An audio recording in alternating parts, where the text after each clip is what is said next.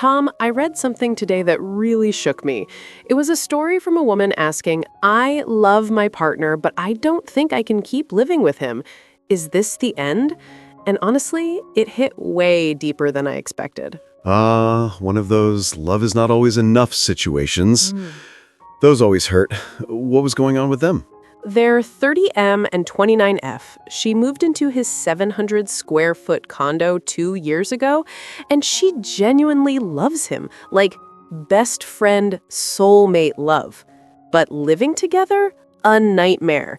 He snores, sweats, moves like he's fighting invisible monsters in his sleep.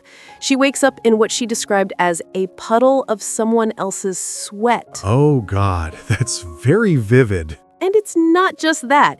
He's messy. She isn't perfect, but she's a clean person.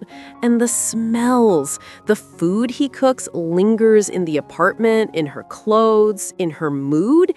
It's small space living amplified by someone whose habits don't match hers at all. Let me guess, he doesn't think any of this is a big deal? Exactly. For over a year, she tried to talk to him. Not yelling, not attacking, just, I can't sleep. I'm depressed here. I need us to fix this. And his answer? I don't see it as a problem. Wow, the sentence that kills more relationships than cheating. And the sad thing is, he really loves her. But it's like he can't feel what she feels. He's comfortable, so he assumes she should just adapt. Classic sensory tolerance mismatch. Some people could sleep through a thunderstorm and wake up like nothing happened. Yes, and then you have someone who feels every movement and every smell like it's a physical attack. And instead of meeting her halfway, he's basically saying, well, I don't mind, so it shouldn't matter. That's the red flag. Not the sweating, not the snoring, not the spices, the dismissal. Living together is like the final boss of relationships. All the invisible quirks become loud. Exactly. Someone wrote in the comments, it's not his sweat or the garlic smell, it's the way he doesn't care how it affects you. And that's what got me, because it's true. You can survive quirks. You can't survive being ignored. So what's she thinking? Leaving? She's torn. She wants her own space, her own air, her own sleep. But she knows moving out might end the relationship, and she's grieving that before it's even over. It's like choosing between the love you have and the life your body needs. Exactly. And someone gave her this incredibly deep advice. They said, stop telling him what the problem is, start telling him what it's doing to your well-being. Like, it's not your cooking smells, it's I'm depressed because I feel ignored in my own home. It's not you snore, but I can't function because my sleep is destroyed. That's powerful, because then the conversation becomes about empathy, not chores. Yes. And one commenter wrote this whole monologue about how sensory issues are not small inconveniences. They slowly drain your mental health, your clarity, your joy. And when the person you love doesn't care, that becomes a deeper wound than the environment itself. So true. It's the emotional neglect by accident phenomenon. They aren't trying to hurt you, but the effect feels like neglect anyway. Exactly. And get this, someone else suggested sleeping separately. They said many married couples do it, and it solves so many problems. But the girlfriend said he dismissed that too? Wow. So he's not willing to change the living arrangement at all. Right. He doesn't want to sell, doesn't want to rent the condo out, doesn't want a bigger place, doesn't want separate rooms. He's basically saying, this is the life I want. Fit into it or don't. Then he chooses the condo over the relationship. That's what it sounds like. And the smallest detail broke me. She said she's depressed there. Depressed because of the environment, because of the constant sleep deprivation, because she feels stuck. And he still says, I don't see a problem? Yes, and that's the worst part. Someone wrote a comment, he might love you, but peaceful coexistence isn't love. It's compatibility. And I swear, That was the most philosophical thing I've read in weeks. That's a whole thesis. You can adore someone and still not be able to share 700 square feet with them. Not everyone is meant for cohabitation, even with the right person. That's what the comments said too.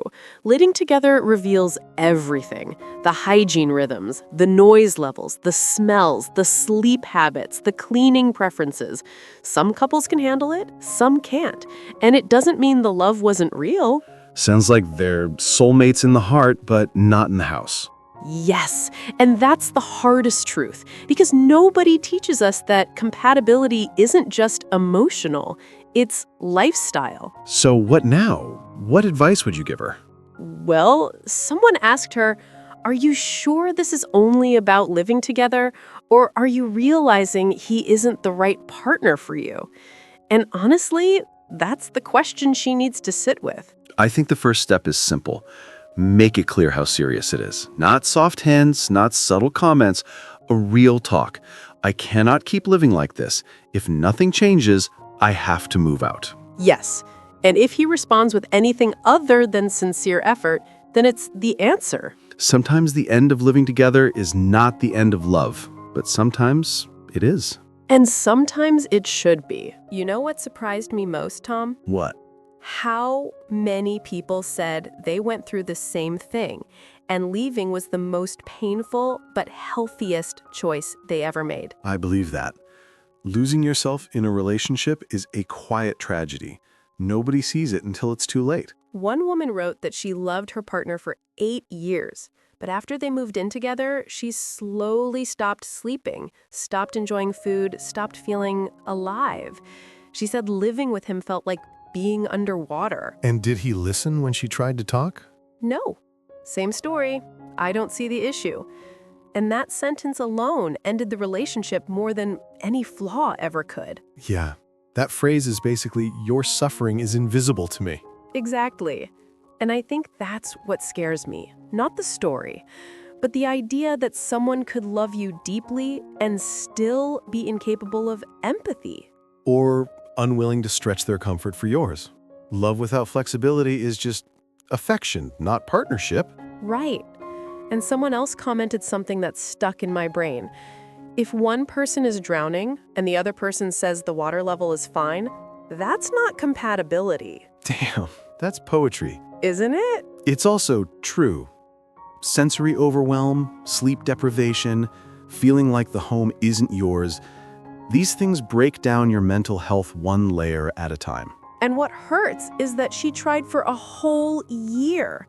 Not one conversation, not one complaint, a year of trying to find solutions. That's the part that shows how committed she was. Yes, but he wasn't committed to solving it, only to preserving convenience. Imagine being so comfortable that you don't even notice the person you love is falling apart next to you. Someone wrote that too. He loves her, but he doesn't notice her. That's worse than not loving her. I know, because when you don't notice someone, you don't protect them. So, do commenters think she should leave? Most said yes, or at least move out first. Living separately is not always a breakup. That's true. A lot of couples stay together but keep separate homes. No rule says love must equal shared real estate. But I think in her case, it might break them. Maybe. Or maybe it will force him to wake up. How? Because if she packs her things and leaves, he'll face reality. He'll face silence. He'll face the empty bed and the quiet mornings and the loneliness in that 700 square foot box. And maybe then he'll understand what she felt every day. Exactly. Sometimes people understand only through consequence. That feels so sad, though. It is sad, but it's also human. One commenter told her, if you leave and he still doesn't see a problem, then you are never safe with him emotionally. Powerful, because it shifts the story from compatibility to emotional responsibility. Yes, and I think that's the core of it. Not the smells, not the sweat, not the snoring, but the lack of emotional safety. The lack of, your struggle matters to me. Exactly. Someone said, a partner doesn't have to fully understand your discomfort, but they should care about your comfort. That's the whole relationship philosophy right there. And Tom, I keep thinking about how many people stay because the love is good, even when everything else is slowly breaking them. Because we're taught that love should be enough, but love is only one ingredient. Right. Nobody tells you that compatibility is sometimes more important than passion. Or that routines and environments decide more of your happiness than romantic feelings do. Yes, and that environment becomes your nervous system's reality every day. So what do you think she's going to do? I think she'll move out. She's too self-aware not to. And what about him? Honestly, I think he'll be shocked. He'll have to confront the truth he ignored. And maybe he'll finally understand that love isn't passive. Or he'll cling even harder to nothing is wrong because changing his worldview is uncomfortable. That's possible too. Some people protect their comfort even at the cost of the relationship. Which is ironic because comfort is the thing relationships are supposed to bring. Exactly. Comfort shouldn't be one-sided. So what is your personal takeaway from all this?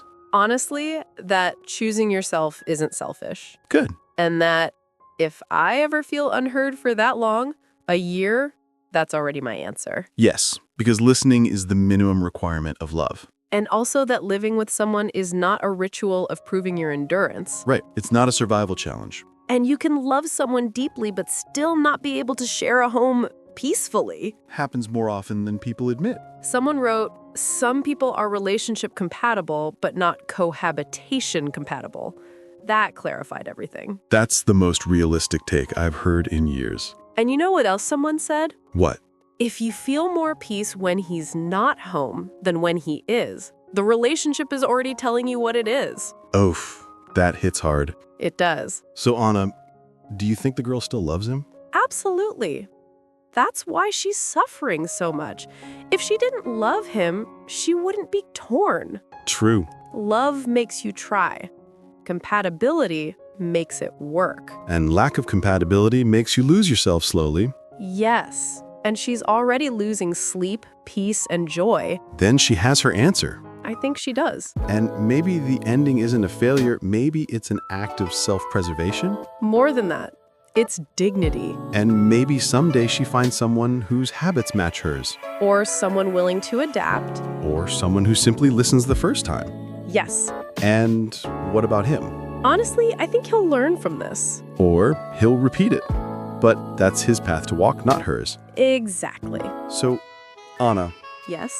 if you were her friend, what would you say? I'd say choosing a life where you can breathe is not abandoning love. It's choosing to stay alive. Then she'll be okay. Yes. Eventually, she will.